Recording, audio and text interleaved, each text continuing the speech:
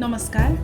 अब हरेक नेपाली शेयर दैनिक अनामूल नारा हन आत्मसात करती गरिमा कैपिटल लिमिटेड से बाजार में आन गईलक गरिमा म्यूचुअल फंड अंतर्गत के गरिमा सुवर्ण योजना एसआईपी के आईपीओ यही 2082 साल फागुन 28 गते से चैत्र 12 गते सम्म के लाग 80 में यी योजना गरिमा विकास बैंक से प्रवर्तित कुल 1 अर्ब रुपैयाँ बराबर के पहिलो खुलामुखी सामूहिक लगानी कोष योजना हो।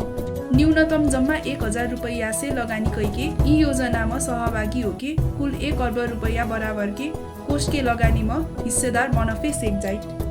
लगानी करक लाग यही 2082 साल फागुन 28 गते से चैत्र 12 गतेसम्म और आईपीओ सरह मेरो शेयर में लगइन करके व सियस्वा रलक बैंक वित्तीय संस्था हुकन मार्फत गरिमा सुवर्ण योजना एसआईपी के आईपीओ में आवेदन दिए सेक्बी।